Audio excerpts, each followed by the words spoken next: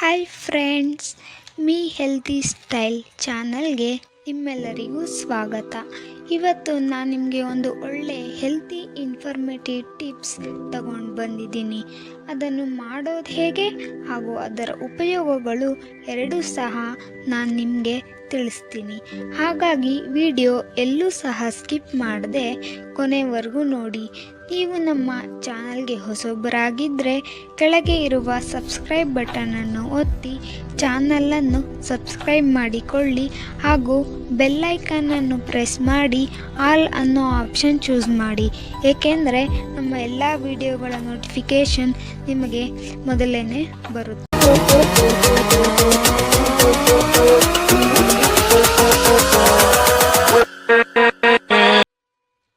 Friends, ನಾವು ಈಗಿರುವ busy ಮತ್ತು ಸ್ಟ್ರೆಸ್ ಲೈಫಲ್ಲಿ ಒಂದು ಚಿಕ್ಕ ರಿಫ್ರೆಶ್ಮೆಂಟ್ ಬೇಕು ಅನಿಸಿದರೆ ಮೊದಲು ನೆನಪಾಗೋದೇ ಟೀ ಅಥವಾ ಕಾಫಿ. ಯಾವುದೇ ಸೀಸನ್ ಆಗಿರಬಹುದು, ಮಳೆಗಾಲ ಆಗಿರಬಹುದು, ಚಳಿಗಾಲ ಆಗಿರಬಹುದು ಅಥವಾ ಬೇಸಿಗೆಗಾಲ ಆಗಿರಬಹುದು, ಯಾವುದೇ ಸೀಸನ್ನಲ್ಲಿ ಟೀಯ ಒಂದು ಬೆಚ್ಚಗಿನ ಗುಟುಕು ನಮ್ಮ ದೇಹದ ಎಲ್ಲ ಇಂದ್ರಿಯಗಳನ್ನು ಎಚ್ಚರಗೊಳಿಸುತ್ತದೆ.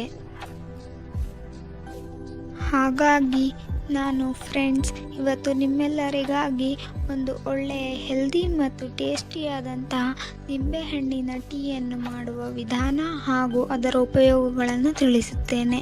ಮೊದಲನೇದಾಗಿ ಉಪಯೋಗಗಳನ್ನು ತಿಳಿದುಕೊಳ್ಳೋಣ. ನಂತರ ಅದನ್ನು ಮಾಡುವ ವಿಧಾನವನ್ನು ತಿಳಿಸುತ್ತೇನೆ. ಅದರ ಉಪಯೋಗಗಳು ಸಾಮಾನ್ಯವಾಗಿ ಒಂದಲ್ಲ ಎರಡಲ್ಲ ಬಹಳಷ್ಟಿವೆ.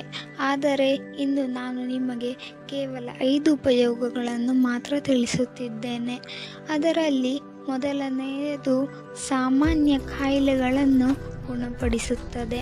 ಸಾಮಾನ್ಯ ಕಾಯಿಲೆಗಳೆಂದರೆ ಚಿಕ್ಕ ಮಕ್ಕಳಿನಿಂದ ಹಿಡಿದು ವಯಸ್ಸಾದ ಹಣ್ಣು ಮುದುಕರಿಗೂ ಕೂಡ ಬರುವಂತಹ ಕಾಯಿಲೆಗಳಾದ ಕೆಮ್ಮು, ಶೀತ, ತಲೆನೋವು, ನೆಗಡಿ ಹಾಗೂ ಅದರ ಲಕ್ಷಣಗಳು. ಇಂತಹ ಸಮಸ್ಯೆಗಳನ್ನು ಈ ನಿಂಬೆಹಣ್ಣಿನ ಟೀಯು ಮಾಡಿ ನಿಯಮಿತವಾಗಿ ಸೇವಿಸುವುದರಿಂದ ಅಂತಹ ಸಮಸ್ಯೆಗಳನ್ನು ಗುಣಪಡಿಸಲು ಇದು ಸಹಾಯ ಮಾಡುತ್ತದೆ. ಸಾಮಾನ್ಯವಾಗಿ ಚಳಿಗಾಲದಲ್ಲಿ ಕಾಣಿಸಿಕೊಳ್ಳುವಂತಹ ತಲೆನೋವು ಹಾಗೂ ದೇಹದ ಮೈಕೈ ನೋವುಗಳನ್ನು ಇದು ನಿವಾರಿಸುತ್ತದೆ ಹಾಗೂ ಕಾಡುವ ವಿಪರೀತ ಚಳಿಯನ್ನು ಹೋಗಲಾಡಿಸಿ ದೇಹವನ್ನು ಬೆಚ್ಚಗಿಡುತ್ತದೆ ಹಾಗೂ ಹೃದಯದ ರಕ್ತನಾಳದ ಕಾಯಿಲೆಗಳನ್ನು, ಇದರಲ್ಲಿ ಉಂಟಾಗುವ ಅಪಾಯಗಳನ್ನು ಇದು ಕಡಿಮೆ ಮಾಡುತ್ತದೆ. ಹಾಗೂ ಎರಡನೆಯದಾಗಿ ರಕ್ತದಲ್ಲಿ ಸಕ್ಕರೆಯ ಮಟ್ಟವನ್ನು ನಿಯಂತ್ರಿಸುತ್ತದೆ. ನಿಂಬೆ ರಸವು ಆರೋಗ್ಯಕರವಾದದ್ದು. ಇದರ ಔಷಧೀಯ ಗುಣಗಳನ್ನು ನಾವು ಕಾಣಬಹುದು. ಆದ್ದರಿಂದ ಇದು ರಕ್ತದಲ್ಲಿ ಗ್ಲೂಕೋಸ್ ಮಟ್ಟವನ್ನು ಕಾಪಾಡಿಕೊಳ್ಳಲು ಸಹಾಯ ಮಾಡುತ್ತದೆ. ದೇಹದ ಹಾರ್ಮೋನ್ ಚಟುವಟಿಕೆಗಳನ್ನು ಸುಧಾರಿಸುತ್ತದೆ. ಇದನ್ನು ಮಧುಮೇಹಿಗಳಿಗೆ ಒಂದು ದೊಡ್ಡ ರಾಮಬಾಣವೆಂದೇ ಹೇಳಬಹುದು. ಆದ್ದರಿಂದ ಇದರಲ್ಲಿ ರೋಗ ನಿರೋಧಕ ಶಕ್ತಿಗಳು ಹೆಚ್ಚಾಗಿವೆ ಎಂದು ವಿಜ್ಞಾನ ತಿಳಿಸುತ್ತದೆ. ಮೂರನೆಯದಾಗಿ ದೇಹದಲ್ಲಿರುವ ತೂಕವನ್ನು ಸಮತೋಲನದಲ್ಲಿ ಇರಿಸಲು ಸಹಾಯ ಮಾಡುತ್ತದೆ. ಈ ನಿಂಬೆ ಟೀಯನ್ನು ಖಾಲಿ ಹೊಟ್ಟೆಯಲ್ಲಿ ಕುಡಿಯುವುದರಿಂದ ನಮ್ಮ ದೇಹದಲ್ಲಿ ಉಂಟಾಗುವ ತೊಂದರೆಗಳು ಹಾಗೂ ತ್ಯಾಜ್ಯಗಳನ್ನು ತೊಡೆದುಹಾಕಲು ಇದು ಸಹಾಯ ಮಾಡುತ್ತದೆ ಮತ್ತು ನಮ್ಮ ದೇಹದಲ್ಲಿ ಪಚನ ಕ್ರಿಯೆಯನ್ನು ಉತ್ತಮಗೊಳಿಸಲು ಸಹಾಯ ಮಾಡುತ್ತದೆ.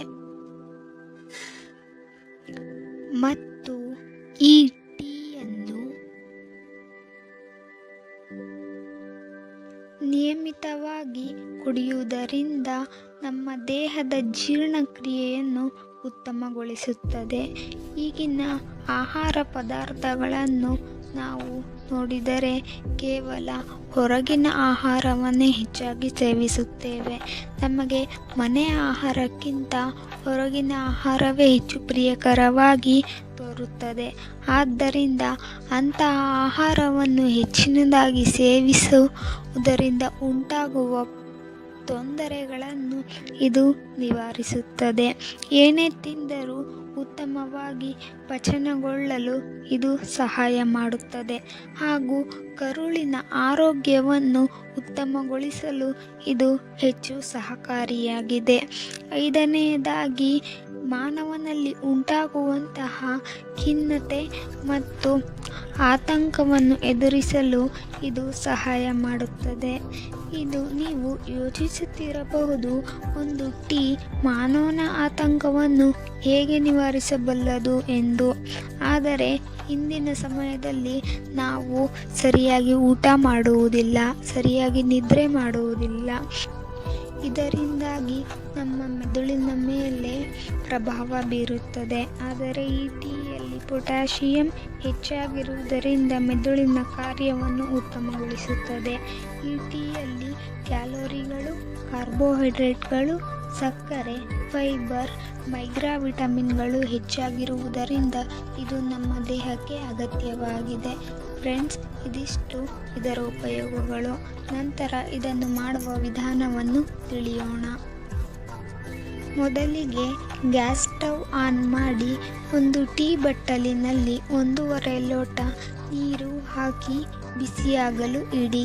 ನಂತರ 1/4 ಇಂಚು ಶುಂಠಿ, 2 ಲವಂಗ, 2 ಮೆಣಸು, ಅರ್ಧ ಏಲಕ್ಕಿ ಸೇರಿಸಿ ಚೆನ್ನಾಗಿ ಜಜ್ಜಿಕೊಳ್ಳಿ.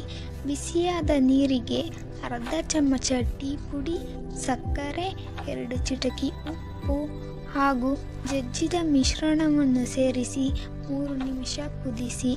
ನಂತರ ಶೋಧಿಸಿ 4ರಿಂದ 5 ಹನಿಗಳಷ್ಟು ನಿಂಬೆ ರಸ ಸೇರಿಸಿ ಟೀಯನ್ನು ಉತ್ತಮ ಸುಗಂಧದೊಂದಿಗೆ ಸೇವಿಸುತ್ತಾ ಟೀಯ ಸ್ವಾದವನ್ನು ಅನುಭವಿಸಿ. ಓಕೆ ಫ್ರೆಂಡ್ಸ್, ಇವತ್ತಿನ ವಿಡಿಯೋ ತುಂಬ ಇನ್ಫಾರ್ಮೇಟಿವ್ ಆಗಿ ಇತ್ತು ಎಂದು ಭಾವಿಸುತ್ತೇನೆ. ಸ್ವಲ್ಪನಾದರೂ ಒಳ್ಳೆಯ ಇನ್ಫಾರ್ಮೇಷನ್ ಅನಿಸಿದರೆ ಲೈಕ್ ಮಾಡಿ, ಶೇರ್ ಮಾಡಿ, ಸಬ್ಸ್ಕ್ರೈಬ್ ಮಾಡಿ. ಇದೇ ರೀತಿಯ ಇನ್ನಷ್ಟು ಇನ್ಫಾರ್ಮೇಷನ್ ಇರುವ ವಿಡಿಯೋದೊಂದಿಗೆ ಮತ್ತೊಮ್ಮೆ ಸಿಗೋಣ. Thanks for watching.